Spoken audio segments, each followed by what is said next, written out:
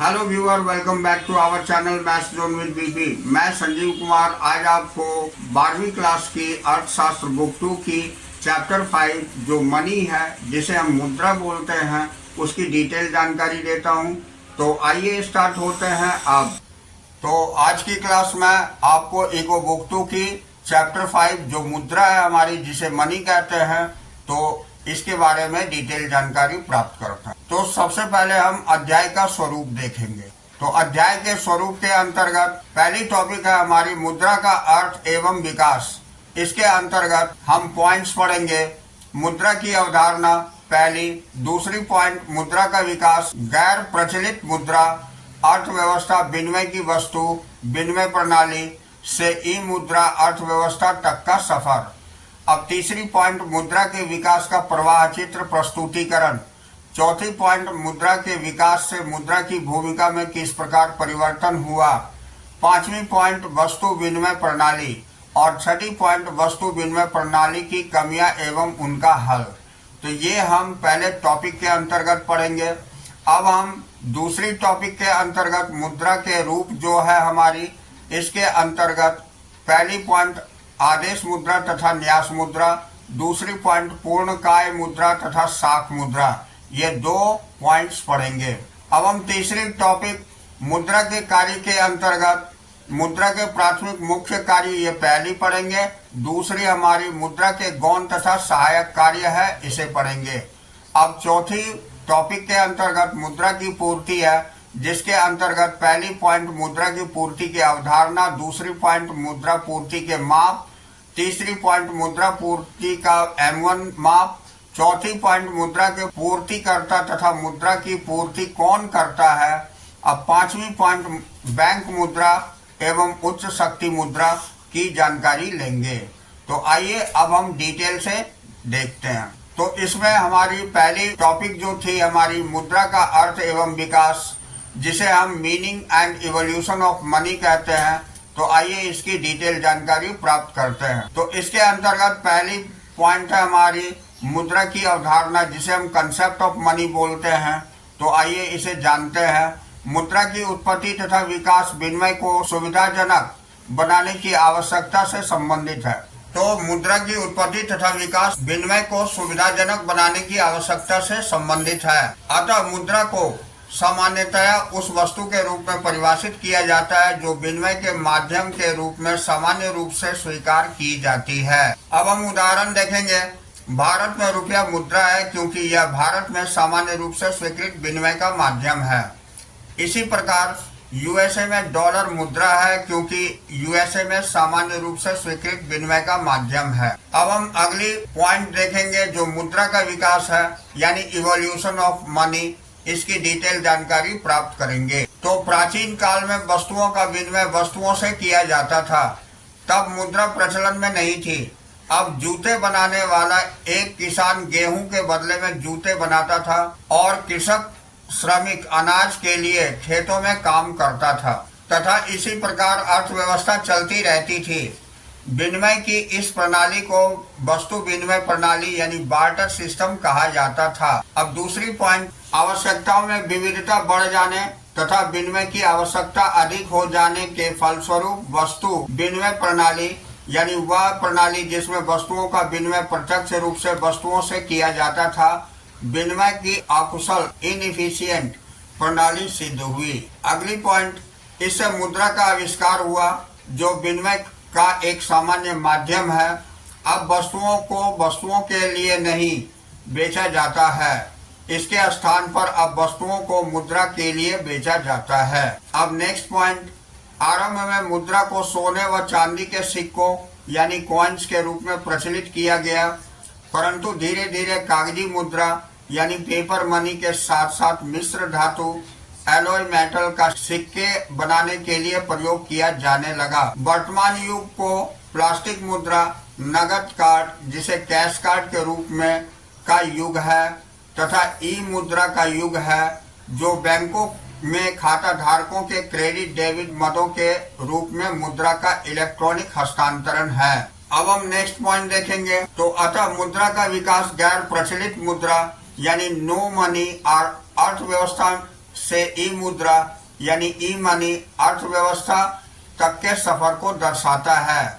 अब नीचे दिया गया प्रवाह चार्ट मुद्रा के विकास के विभिन्न चरणों के साथ साथ विकास के प्रत्येक चरण से संबंधित लाभ और हानियां को भी दर्शाता है। अब यहाँ हम देखेंगे मुद्रा के विकास का प्रवाह चार्ट प्रस्तुतिकरण, जिसके अंतर्गत विकास प्रक्रिया की विभिन्न अवस्थाओं से संबंधित लाभ तथा हानियां सहित दी हुई है, इसकी जानकारी लेंगे। तो आइए हम इसे देखते हैं।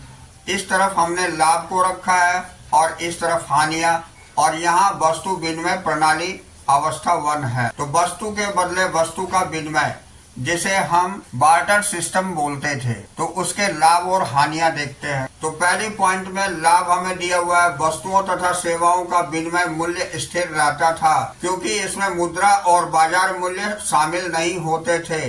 दूसरी पॉइंट है, आर्थिक व्यवस्था बाजार की अनिश्चितताओं से मुक्त रहती थी।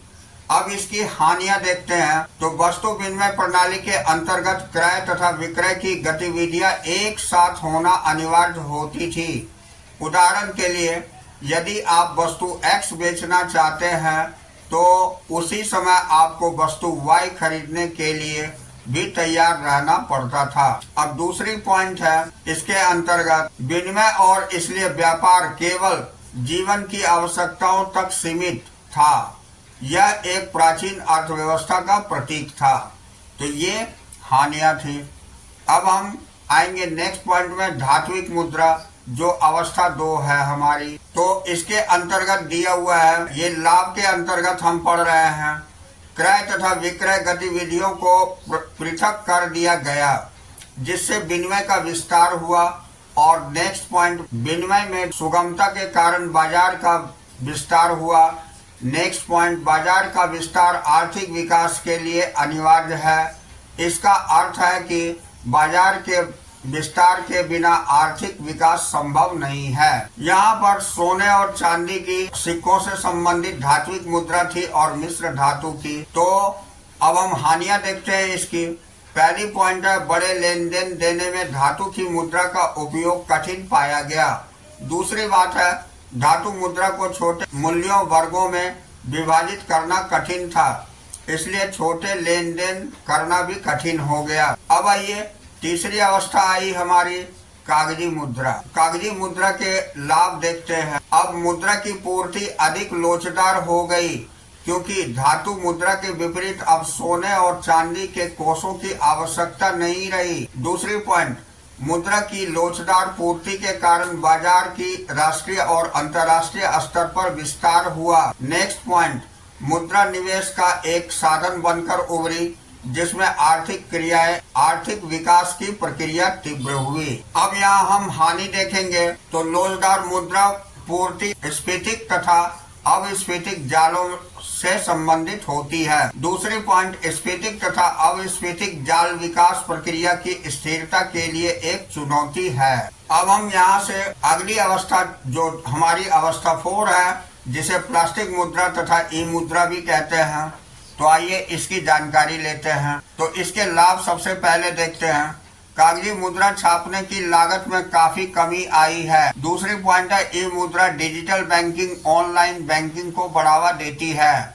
तीसरी पॉइंट है, ऑनलाइन बैंकिंग वित्तीय समावेशन को बढ़ावा देती है जिसमें बैंकिंग प्रणाली का विस्तार और आर्थिक गतिविधियों का विस्तार होता है। अब इसकी हानि हम देखते हैं, यानी साइबर अपराध ई मुद्रा लेन देन से जुड़ी एक उभरती हुई चुनौती है। तो ये इसकी हानियां हैं। तो इस तरह हमने मुद्रा देखा, मुद्रा शुरू से अंत तक कैसे इसकी डेवलपमेंट हुई, क्या इसके लाभ और क्या हानियां हुई। अब आइए अब हम अगली टॉपिक देखते हैं, जो कि मुद्रा के विकास से मुद्रा की भूमिका में किस प्रकार परिवर्तन हुआ, इसकी जानकारी लेंगे, जिसे how evolution of money led to change in the role of money कहते हैं। तो इसकी डिटेल जानकारी प्राप्त करते हैं। तो इसके अंतर्गत मुद्रा के विकास के कारण अर्थव्यवस्था में मुद्रा की भूमिका में महत्वपूर्ण परिवर्तन आया। निम्नलिखित अवलोकन इस बात को उजागर करते हैं। पहली पॉइंट है, यद्यपि प्रारंभ में मुद्रा का आविष्कार विनिमय के माध्यम यानी मीडियम ऑफ एक्सचेंज के रूप में हुआ, पर धीरे धीरे इसका प्रयोग दूसरे कार्यों में भी किया जाने लगा। लोग मुद्रा का मूल्य के संचय स्टोर ऑफ वैल्यू के रूप में भी प्रयोग करने लगे हैं। दूसरी बात है, वस्तुओं के संचय स्टोरेज के रूप में किसी भी प्रकार की कोई बचत नहीं की जाती है। मुद्रा का प्रयोग बचत के एक उपकरण के रूप में किया जाता है। मुद्रा का मूल्य के मापदंड यानी मेजर ऑफ वैल्यूज के रूप में प्रयोग किया जाता है। अब लोग वस्तुओं और सेवाओं के मूल्य को मुद्रा के रूप में अभिव्यक्त करते हैं। नेक्स्ट पॉइंट, इसके अतिरिक्त मुद्रा का स्थगित भुगतानों के माप स्टैंडर्ड फॉर डेफर्ड पेमेंट के रूप में प्रयोग किया जाता है। स्थगित भुगतान वह होता है जिसका भुगतान तत्काल में न करके भविष्य में किसी समय किया जाता है। तदनुसार मुद्रा की परिभाषा विनिमय के माध्यम तक ही सीमित नहीं है, इसका क्षेत्र अधिक विस्तृत है। अब अगली पॉइंट हम देखते हैं, मुद्रा को ऐसे उपकरण के रूप में परिभाषित किया जाता है जिसका प्रयोग विनिमय के माध्यम, मूल्य के संचय, मूल्य के मापदंड तथा स्थगित भुगतानों के माप के रूप में किया जाता है। संक्षेप में यह कहा जा सकता है कि मुद्रा वह है जो मुद्रा का कार्य करे। Money is what money does. तो आइए हम ये देखते हैं कि मुद्रा है, मनी इज विनिमय का माध्यम जिसे हम मीडियम ऑफ एक्सचेंज कहते हैं। तो इसके अंतर्गत वस्तुओं तथा सेवाओं का आदान प्रदान मुद्रा के कारण किया जा सकता है। दूसरी पॉइंट है मूल्य का मापदंड जिसे मेजर ऑफ वैल्यूज कहते हैं। तो हम विभिन्न वस्तुओं तथा सेवाओं को कीमत निर्धारण मुद्रा के रूप में कर सकते हैं। तीसरी पॉइंट है मूल्य का संचय यानी स्टोर ऑफ वैल्यूज। तो मुद्रा को भावी प्रयोग के लिए बचाया एवं संचित किया जा सकता है। चौथी पॉइंट है स्थगित भुगतानों का माप जिसे स्टैंडर्ड फॉर डेफर्ड पेमेंट कहते हैं। तो इसे मुद्रा स्थगित भुगतानों के माप के रूप में कार्य करती है, ये भी हम कह सकते। तो इस तरह हमने देखा कि मनी क्या है। अब अगली पॉइंट हम देखेंगे वस्तु विनिमय प्रणाली जिसे बार्टर सिस्टम ऑफ एक्सचेंज कहते हैं। तो आइए इसकी डिटेल जानकारी प्राप्त करते हैं। तो वस्तु विनिमय प्रणाली उस प्रणाली को कहते हैं जिसमें वस्तु का विनिमय वस्तु से किया जाता है, अर्थात वस्तु के बदले वस्तु की ही लेन देन होती है। अब जैसे कि यदि एक किसान के रूप में आपके पास चावल की जरूरत से अधिक भंडार है, तो आपको एक ऐसे व्यक्ति की तलाश करनी होगी जिसे चावल की जरूरत है और जिसके पास बदले में देने के लिए कपड़ा है जिसकी आपको स्वयं के लिए जरूरत है। अब दूसरी पॉइंट है, इसका अर्थ है आवश्यकताओं का दोहरा संयोग यानी डबल कोइंसिडेंस ऑफ वांट्स है। आपकी कपड़े की आवश्यकता किसी अन्य व्यक्ति की चावल की आवश्यकता से मेल खानी चाहिए। आपके पास चावल का आधिक्य तथा अन्य व्यक्ति के पास कपड़े का आधिक्य होना जरूरी है। अब अगली पॉइंट देखेंगे, यह कितना कठिन है, वर्तमान समय में आप क्या करते हैं। तो एक किसान होने के नाते आप चावल को मुद्रा के लिए बेचते हैं और एक कपड़े के व्यापारी होने के नाते अपने कपड़े को मुद्रा के लिए बेचते हैं। अब इस मुद्रा द्वारा आप उस वस्तु को प्राप्त कर सकते हैं जिसकी आपको आवश्यकता है। इस प्रकार चावल का मुद्रा के साथ और कपड़े का भी मुद्रा के साथ विनिमय किया जाता है। मुद्रा विनिमय के सामान्य माध्यम के रूप में कार्य करती है। तो हम अगली पॉइंट देखेंगे वस्तु अर्थव्यवस्था जिसे सीसी इकोनॉमी बोला जाता है में ऐसा कोई सामान्य विनिमय का माध्यम नहीं होता। यह वह अर्थव्यवस्था है जहां वस्तुओं का विनिमय वस्तुओं से होता है। वस्तु विनिमय को वस्तु विनिमय प्रणाली कहते हैं। अतः वस्तु अर्थव्यवस्था उस अर्थव्यवस्था को कहते हैं जिसमें वस्तु विनिमय की प्रणाली का प्रचलन होता है। अब हम अगली पॉइंट देखेंगे वस्तु विनिमय प्रणाली की कमियां यानी असुविधाएं एवं उनका हल यानी drawbacks of the barter system and there elimination. तो आइए इसकी डिटेल जानकारी प्राप्त करते हैं। तो इसमें वस्तु विनिमय प्रणाली की मुख्य कमियां निम्नलिखित है। मुद्रा के परिचय के साथ ही यह कमियां भी दूर हो रही है। पहली पॉइंट है आवश्यकताओं का दोहरा संयोग यानी डबल कोइंसिडेंस ऑफ वांट्स। अब देखिए अगली टॉपिक हमारी मुद्रा के कार्य हैं जिसे हम फंक्शंस ऑफ मनी कहते हैं। तो आइए इसकी डिटेल जानकारी प्राप्त करते हैं। अब मुद्रा के कार्यों के दो वर्गों में रखा जाता है। जैसे पहला होता है प्राथमिक यानी मुख्य कार्य जिसे हम प्राइमरी फंक्शंस बोलते हैं, तथा दूसरा होता है गौण यानी सहायक कार्य जिसे हम सेकेंडरी या सब्सिडियरी फंक्शंस बोलते हैं। तो आइए इसके अंतर्गत पहले हम मुद्रा के प्राथमिक अथवा मुख्य कार्य देखते हैं जिसे प्राइमरी फंक्शन कहा जाता है। तो आइए इसकी डिटेल जानकारी प्राप्त करते हैं। तो मुद्रा के दो प्राथमिक कार्य निम्नलिखित हैं। यहाँ दिया हुआ है मुद्रा के दो प्राथमिक कार्य निम्नलिखित हैं, जिसमें पहला होता है विनिमय का माध्यम जिसे हम मीडियम ऑफ एक्सचेंज बोलते हैं। तो वस्तुओं तथा सेवाओं के क्रय या विक्रय में मुद्रा एक माध्यम का काम करती है। इसके अंतर्गत मुद्रा की अनुपस्थिति में वस्तुओं का विनिमय वस्तुओं से किया जाता था, इसलिए इसके दोहरे संयोग की आवश्यकता पड़ती थी। अब दूसरा है जिसका अर्थ है कि विनिमय कठिन तथा सीमित होता था और मुद्रा की उत्पत्ति के कार्य तथा विक्रय की गतिविधियां अलग अलग हो गई है। अब दोहरे संयोग की कोई आवश्यकता नहीं है। अब हम इसकी महत्वपूर्ण अवधारणाएं देखेंगे जिसे हम इम्पोर्टेंट कंसेप्ट्स बोलते हैं। तो आइए इसकी जानकारी प्राप्त करते हैं। तो मुद्रा के विनिमय के माध्यम कार्य का महत्व यानी significance of medium of exchange function of money. तो आइए इसकी डिटेल जानकारी लेते हैं।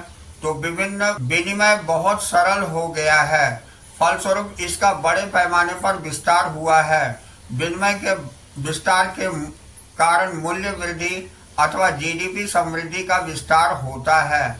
दूसरी बात है कि मुद्रा के विनिमय कार्य ने उत्पादन क्रिया की प्रकृति को बदल दिया है।